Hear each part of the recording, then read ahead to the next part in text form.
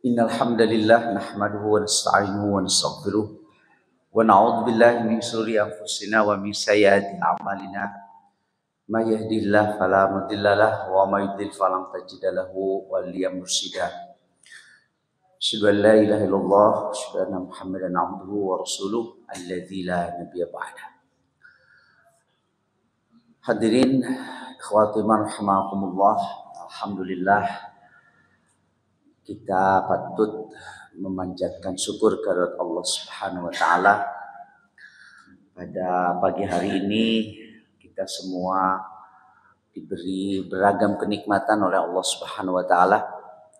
Kita diberi nikmat sehat lahir batin, diberi sehat fisik dan psikis sehingga kita dapat melaksanakan salah satu ruang ibadah, yaitu melaksanakan thalabul ilmi. Mudah-mudahan menjadi amal soleh bagi kita semua.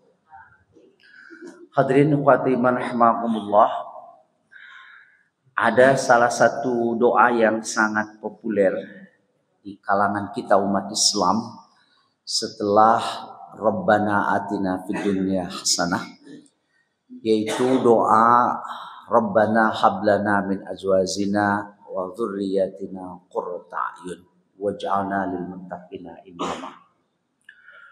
Doa itu termaktub di dalam surat Al-Furqan ketika Allah Subhanahu wa taala mendeskripsikan, merinci ciri-ciri atau karakteristik hamba-hamba Allah yang dijuluki sebagai ibadur rahman. Hamba-hamba yang dirahmati, disayangi, dicintai oleh Allah Subhanahu wa taala. Salah satu karakteristik dari ibadur rahman dari sekian banyak yang dideskripsikan oleh Allah Subhanahu wa taala adalah mereka itu, para ibadur rahman itu senantiasa berdoa kepada Allah Subhanahu wa taala dengan doa yang tadi, yaitu alladzina yaquluna rabbana hab lana min azwajina wa dzurriyyatina qurrata a'yun waj'alna lil muttaqina imama. Jadi itu adalah doa yang biasa atau menjadi ciri yang mandiri dari hamba-hamba Allah yang dijuluki ibadur rahman itu. Yang menjadi fokus dari doa tersebut berada pada kalimah qurrata a'yun. Jadi senternya atau fokusnya, titik utamanya adalah pada kalimah qurrata a'yun.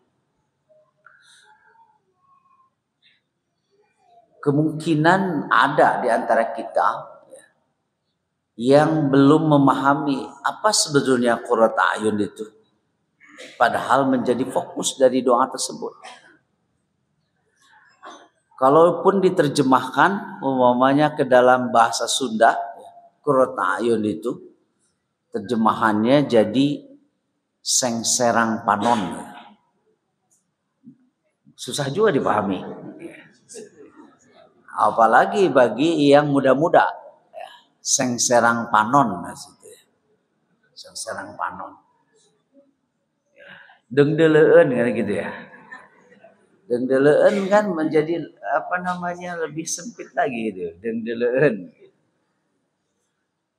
Padahal itu tadi fokusnya itu, ya Allah, anugerahkanlah kepada kami pasangan-pasangan kami, turunan-turunan kami, generasi kami yang memiliki karakteristik qurrata a'yun. Jadi jadi sengserang panon. Sengserang apa ya sengserang? Susah ya sekarang anak-anak muda, apalagi bahasa Sundanya sudah sangat tidak bisa dipertanggungjawabkan. Nyarios bahasa Sundana tos kamalayon, kecuali orang Rancaikek saraya sadiudi bahasa Sundana gitu. Sakapeung. Sakapeung kamalayon kan di urang, kamalayon. Kamalayon teh diremei ku bahasa Melayu. Kamalayon, jadi kamalayu-layuan ya juga. Saya mah tidak suka sama yang begitu teh gitu. Nah, itu kamalayon. Gitu. Makanya dulu itu Allahu yarham Ustaz Nang Memon, ingat ya. Nah, beliau itu suka ngasih contoh yang lucu-lucu kamalayon itu. Aya budak cenah diranca ekek pada jiga nama. Ditaros hari Ustadz Yudi aya ngajawab yang bahasa Sunda tapi henteu milarian gitu naon kosakatana anu pas. Ustadz Yudi teh nemerep ya nemedug ulang aya cenah barudug. Jadi ya rara si dug nama tapi nalika disambungkeun sareng bahasa Indonesia kan jadi barudug. Nah, itu kamalayon tuh. Ya. Jadi kada dipiara ku urang sedayana sok homo Jamiah Persatuan Islam teh kan kapungkur di awal-awal dibentukna ya. Tahun 20-an akrab sareng bahasa lokal. Bahasa Sunda balah dugi kaki wari kan aya majalah nu dikokolakeun ku jamiah Iber namanya. Iber teh ngainformasikeun rupina mah caket tina kecap khobar. Iber gitu. Akhbar kami ayeuna mah di pesis malah serba bahasa Arab wae jadi akhbar kan gitu. Iber teh khobar.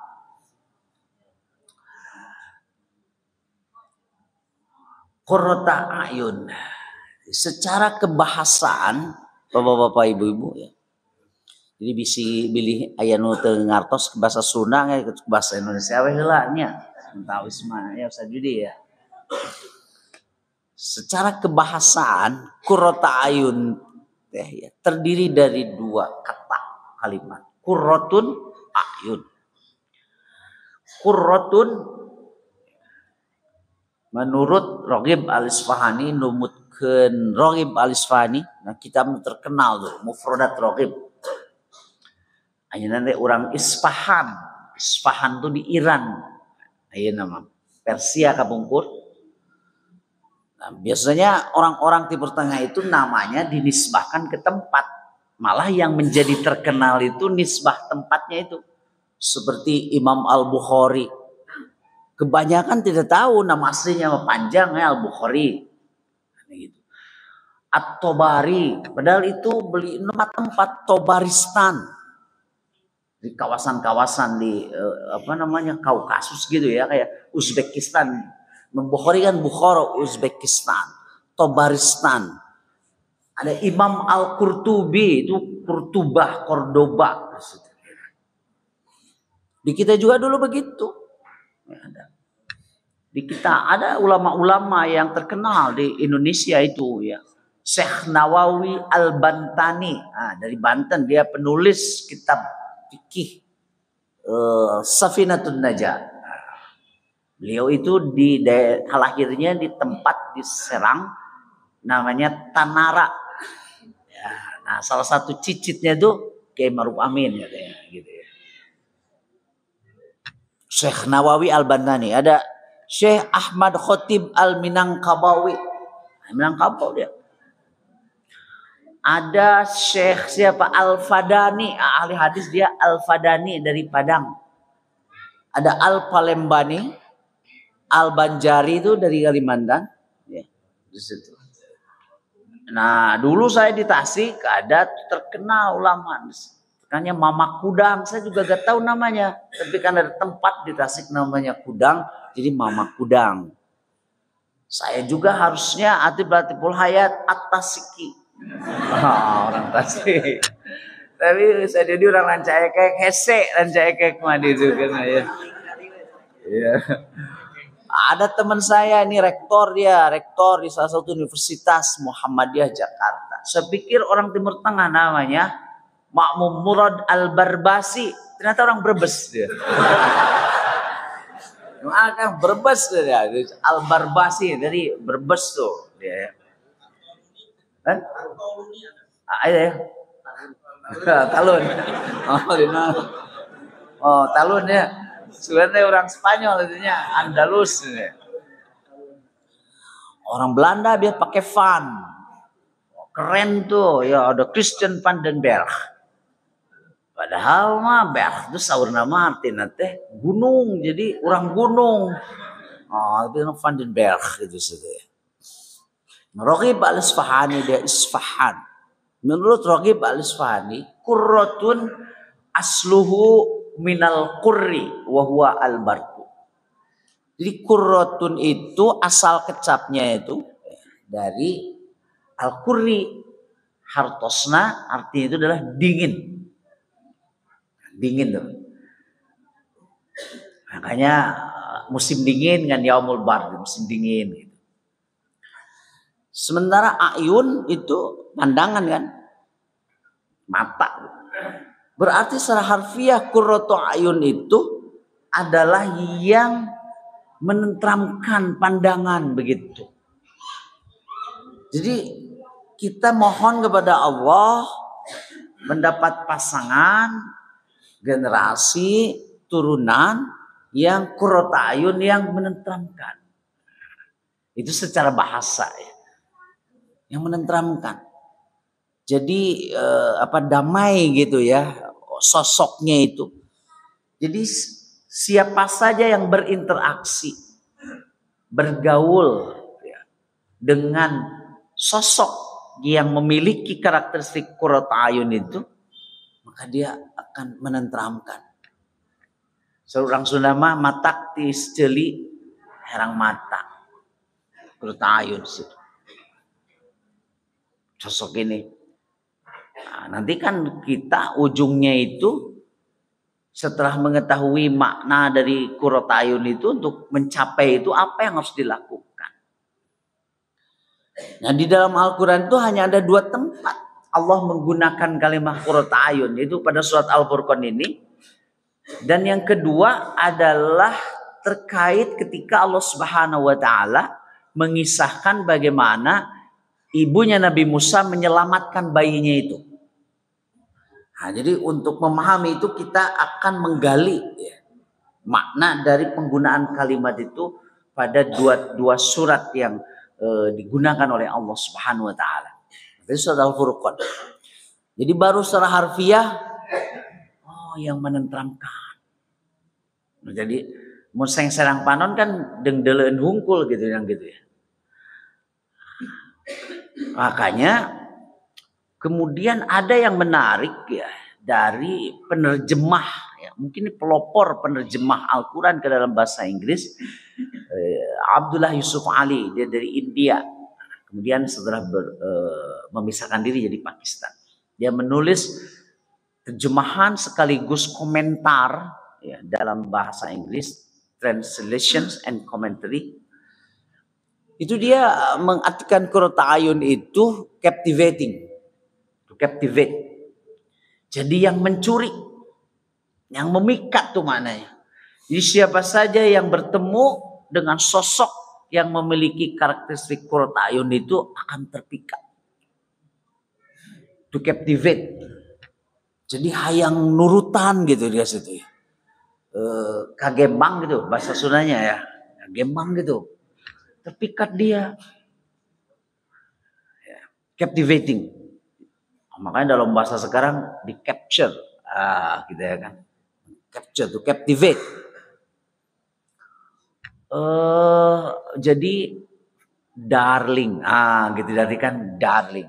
Kan kalau orang menyukai bogoh itu karena dia terpikat, captivate. Maka orang sok nerjemahkan lamun geus gitu teh jadi bebene kabogoh kan begitu ya.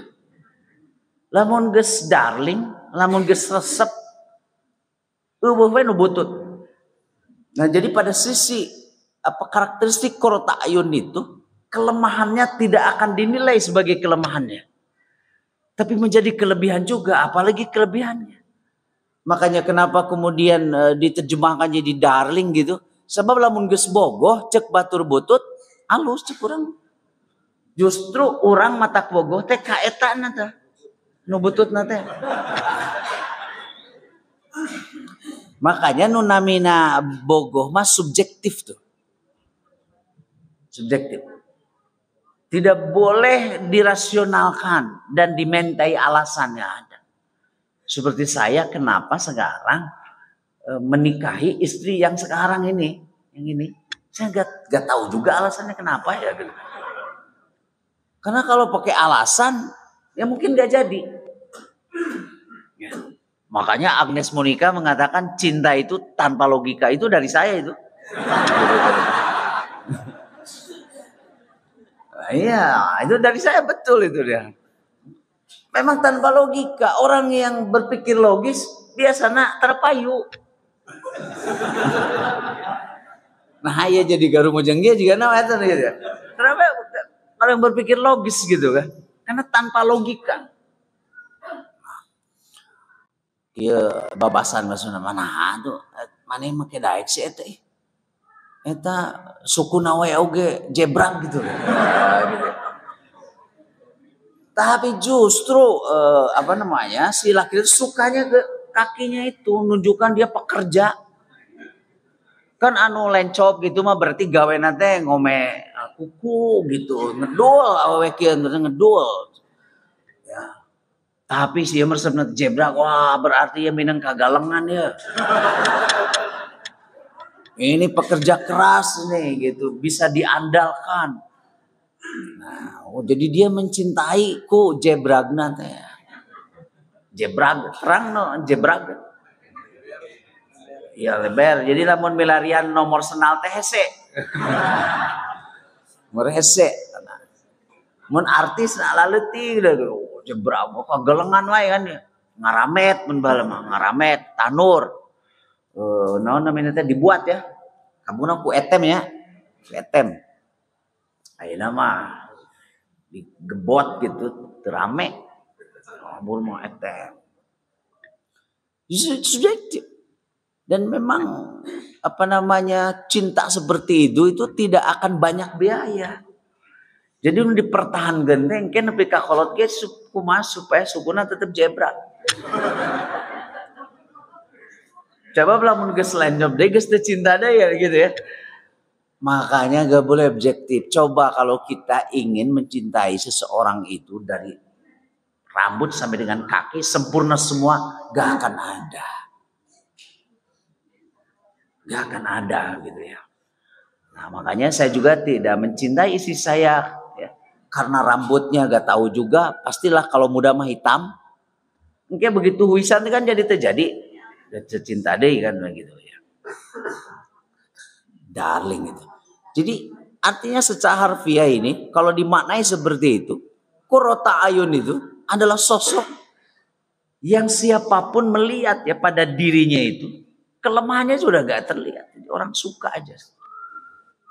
Qurrata ayun secara bahasa. Secara bahasa. Nah kemudian mari kita lihat sekarang untuk memantapkan pemaknaan itu. Ini inti daripada doa karena qurrata ayun itu. Yang hablana min azwazina wa dzurriyyatina qurrata ayun. Yaitu pada kisah penyelamatan bayi Nabi Musa ya, oleh ibunya lewat skenario Allah Subhanahu wa taala. Nah Nabi Musa itu kan lahir dari keluarga Bani Israel. Beliau itu. Sementara Fir'aun itu bukan Bani Israel. Fir'aun itu. Dia Mesir asli, Kipti kali gitu ya. Makanya dia menjajah di Israel. Israel itu sebetulnya gelar yang diberikan kepada Nabi Yakub saja. Jadi turunannya mah enggak. Tapi diklaim oleh keturunannya. Bahwa mereka itu adalah bangsa yang beri kemuliaan, keutamaan oleh Allah Subhanahu wa taala. Jadi menganggap selain mereka itu sebagai makhluk kelas 2. Makanya salah satu penyebab penjajahan Yahudi di Palestina itu karena mereka menganggap selain orang Yahudi itu kelas 2. Jadi kalau saya umpama satu bangsa menghilangkan nyawa yang lain itu pembunuhan namanya. Tapi kalau orang Yahudi membunuh orang Palestina bukan pembunuhan. Karena ini bangsa kelas 2. Kalau orang Yahudi mengambil harta, ya aset tanahnya orang Palestina, itu juga bukan perampokan, bukan penjajahan. Itu legitimasinya itu, ya karena dia kan sebagai kekasih Allah kan begitu. Padahal yang diberi gelar itu hanya Nabi Yakub. Turunnya enggak, kan enggak semuanya baik seperti Nabi Yakub itu.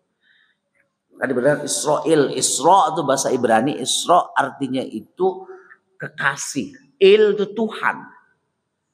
Il. Tapi orang Israel mereka enggak suka menyebut El. Makanya Israel. Mereka itu ya, El. Sehingga menyebut Tuhan pun El. Nah, ketika kemudian menjadi kalimat seru, El itu jadi Eli. Betul Nabi Bu Eli teh dia. Kalau orang Arab dia dia memohon kepada Allah itu ilahi kan gitu. Ya, kayak saya Abu Nawas, ilahi lastu firdausi ahla wala aqwa 'alan naril jahim gitu. Ilahi. Kalau orang bahasa Ibrani jadi Eli. Ya, di Eli, Elias, Elohim, di Ilahi. Nah, Fir'aun itu gak mau kekuasaannya itu direbut, masuk oleh Israel.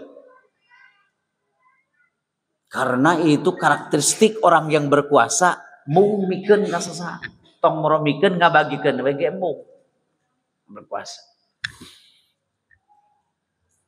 Maka Fir'aun membuat 2 kebijakan yang sangat dolim ketika itu.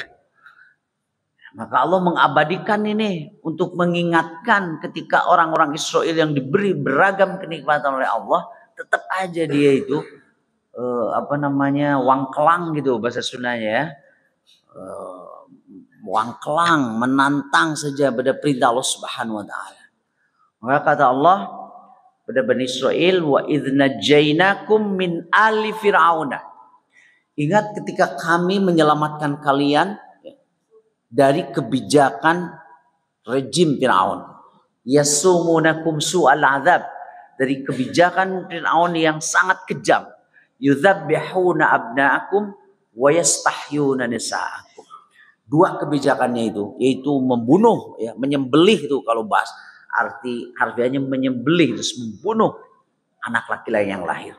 Tujuannya supaya dia tidak merongrong kekuasaan. Karena perempuan mah dianggap tidak potensial.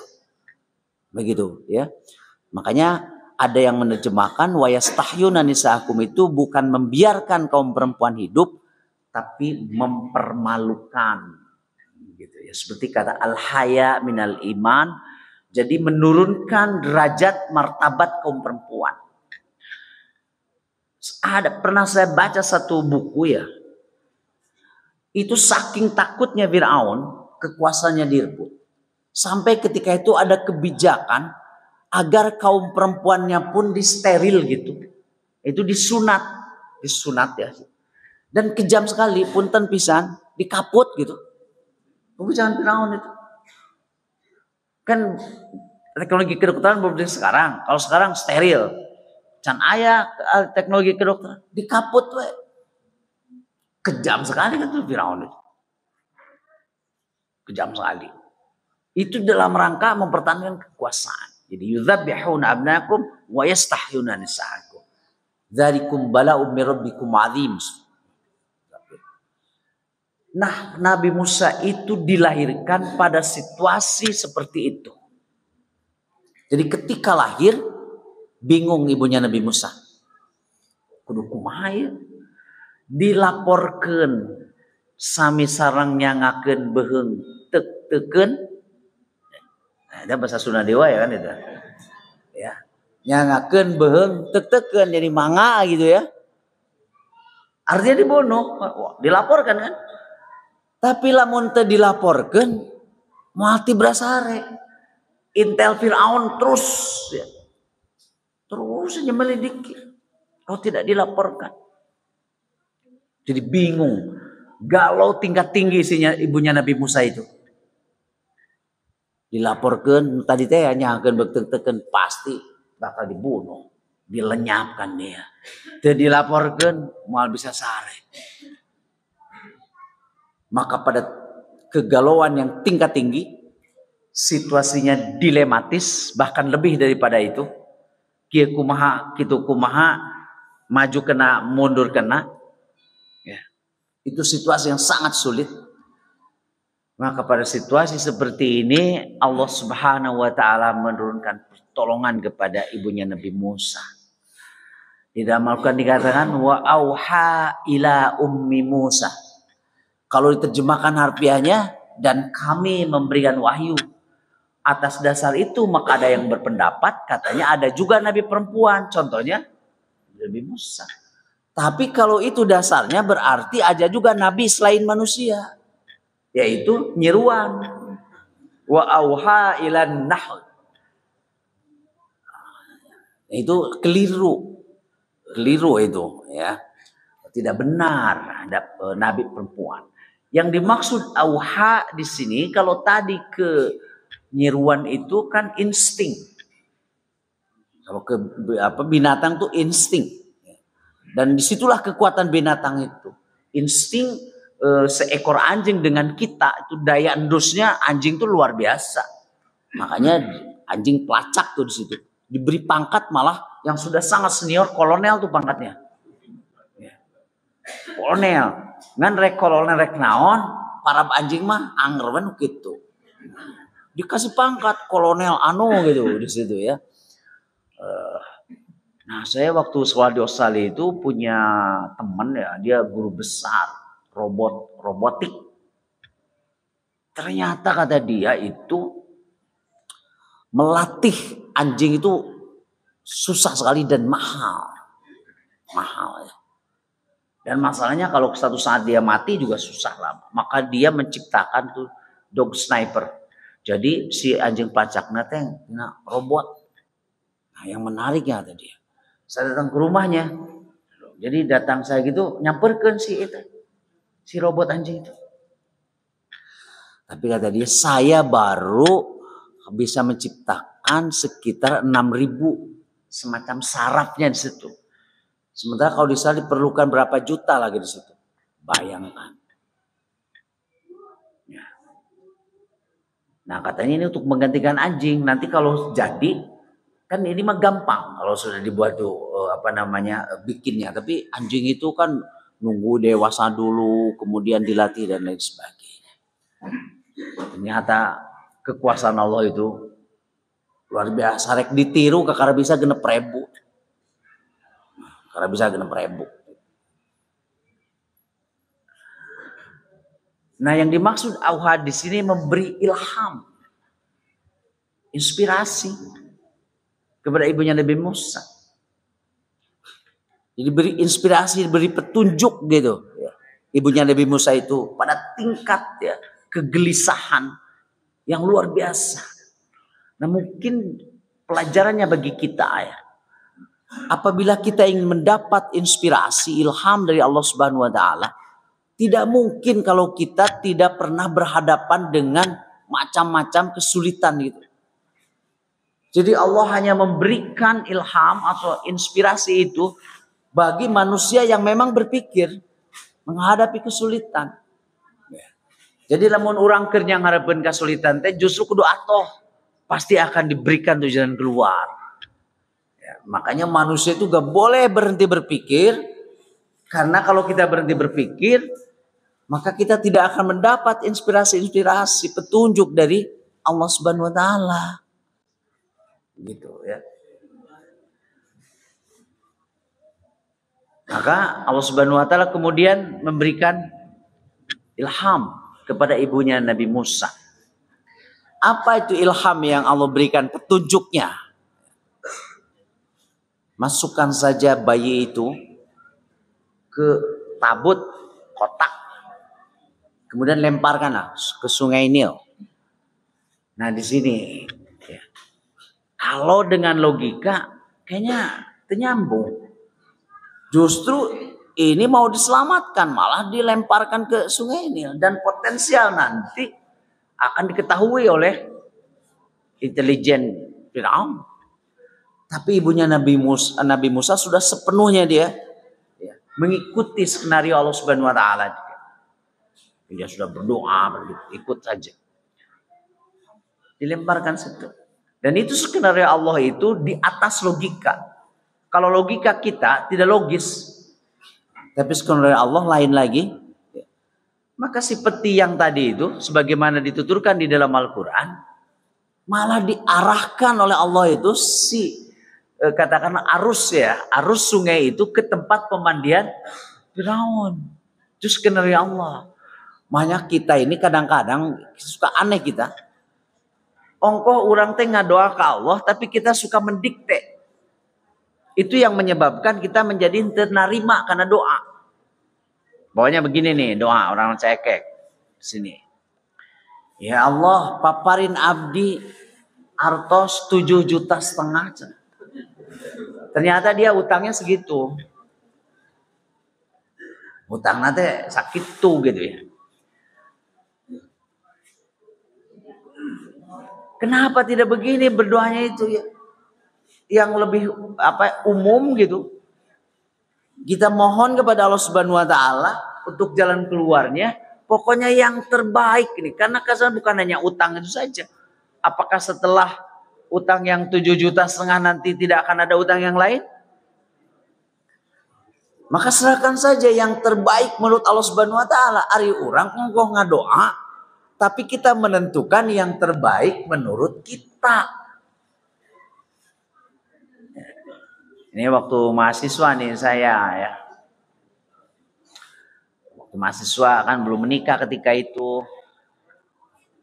Ada ustadz yang suka kita undang. Terus dia bercanda begini.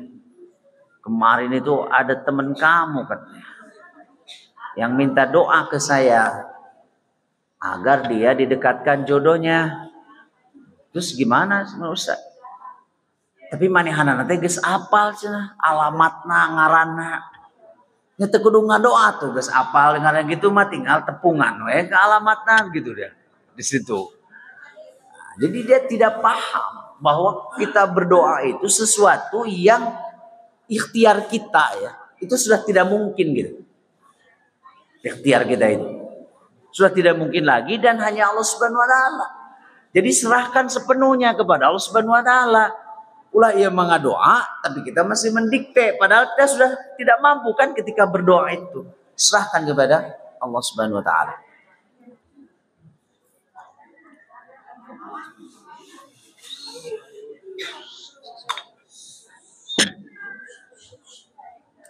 Terus beres babagina.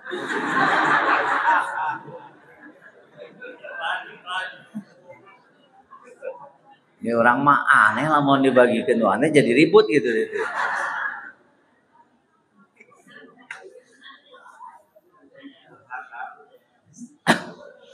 Itu salah satu kesulitan kita untuk jadi negara maju eta. Dibagikan semua jadi ribut, kok mau dibagi duit gitu. Baik. Jadi ibunya Nabi Musa itu sepenuhnya kepada skenario Allah Subhanahu wa taala menyerahkan. Jadi logikanya dia jalan lagi. Jadi kalau kita berdoa kepada Allah Subhanahu wa taala, logika kita itu udah selesai. Mata kurang menyerahkan kita sudah berada pada titik kulminasi. Akal kita itu sudah tidak mampu dan memang manusia itu punya keterbatasan. Biasanya orang teu daek sare sagala rupa gitu teh di pikiran padahal geus beak dengkak. Tapi ngadoa embung. Kalaupun berdoa masih tetap didiktekan oleh kita. Jadi we sare. Akhirnya sare teu bisa, masalah teu selesai. Maka serahkan kepada Allah Subhanahu wa taala. Biarlah skenario Allah yang berjalan. Nah, ini skenario berjalan. Justru disengaja diarahkan ke tempat pemandian Firaun. Nyampe. Nah, dibuka sama Firaun gitu. Wah, bayi laki-laki. Maka tidak banyak Kalam lagi tuh Firaun. Bunuh ini bayi laki-laki sesuai kebijakan pemerintah gitu. Ketika itu berkatalah istrinya Firaun. Wa qalat imra'atu Firaun. Berkatalah istrinya Firaun nih. Qurrata ainil li. Ah itu kata-katanya. Qurrata ainil li. Ya, namun di bahasa sunahkeun mah Kang qurrata ainil li, ini bayi sangat memikat saya.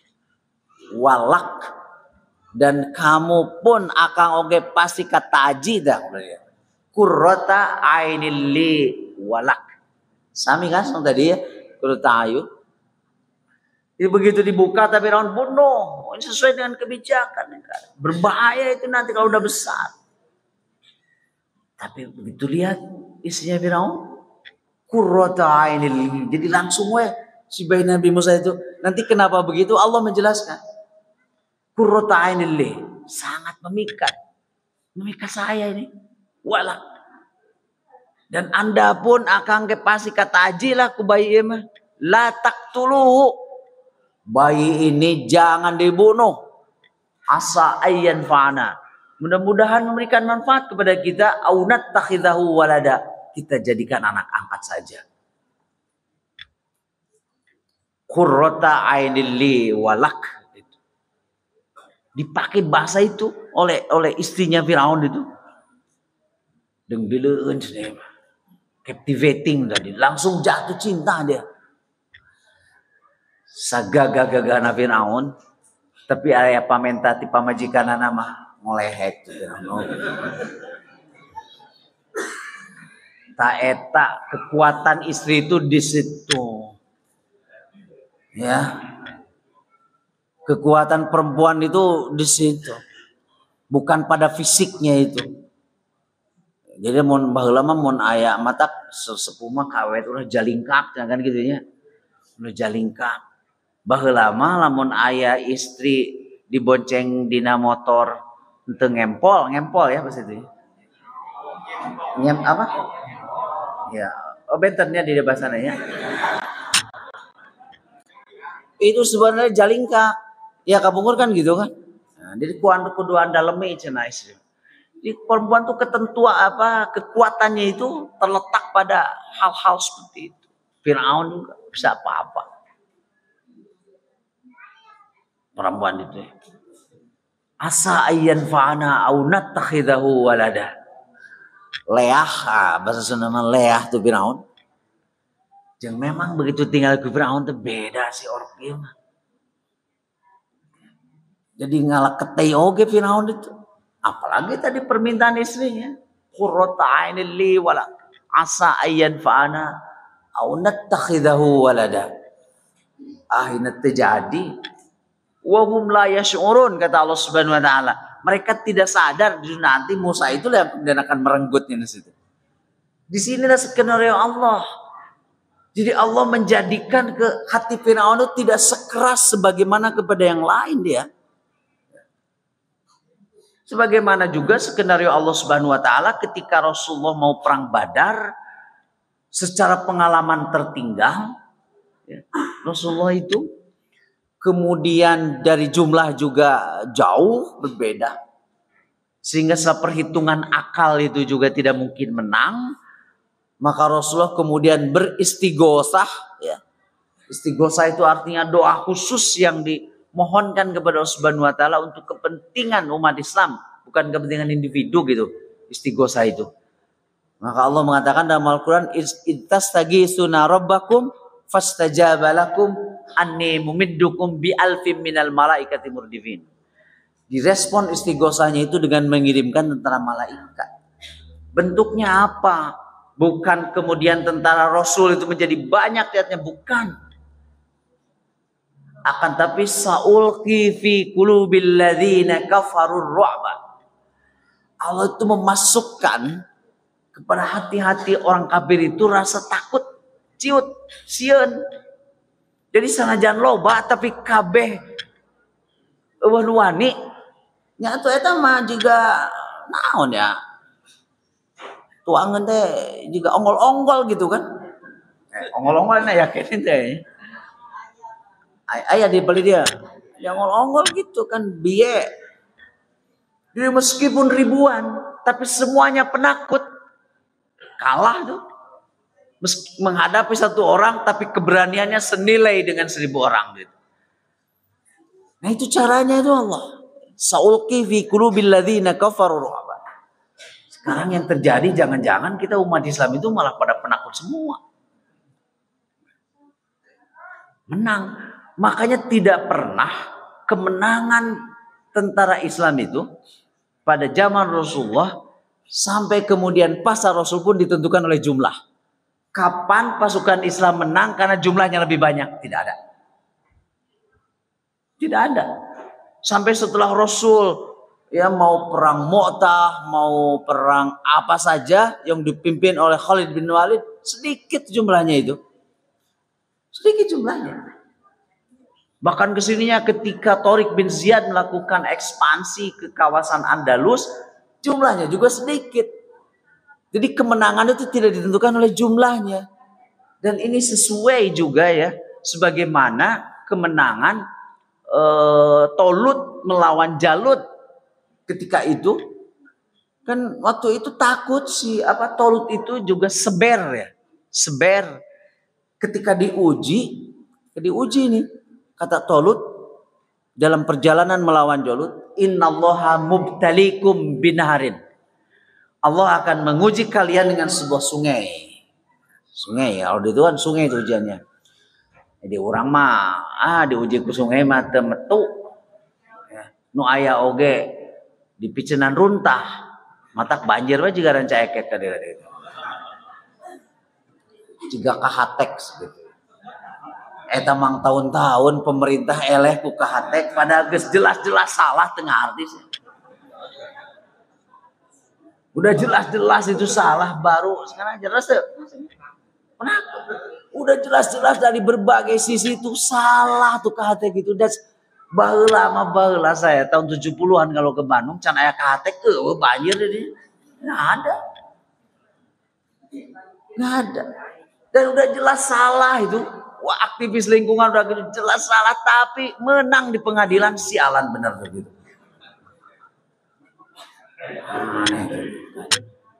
Baru sekarang katanya ya dikalahkan, makanya jantan teu banjir kan ya. Kalau di negara maju mah itu sudah direlokasi itu seperti itu. Penderitaan sudah berjilid-jilid di dia, jamatan ditaikeun itu. Saya juga kaget waktu itu belum aja ayat tanyakan di dia teh. Eta palurkeun di situ lah. Mungkin mah jigana bumi-bumi bakal jadi kembali dari panggung. Keluar gitu situ. Aneh aja itu. Udah jelas dari dulu itu juga salah gitu. Salah. Di urang mah teulah diuji ku nu kitu mah temetu. Bahkan kata orang Arab mah Allah itu sudah menurunkan perskot kenikmatan surga ke orang Indonesia. Orang Arab kan di puncak seueur, susukan kan di mana-mana. Sementara kenikmatan surga oleh Allah digambarkan itu pasti tajri min tahtiyal anhar. Jadi kaget sih orang Arab teh, hadhil jannah surga ya mah ya. Da eueuh teh ada di situ. Tapi disapirakeun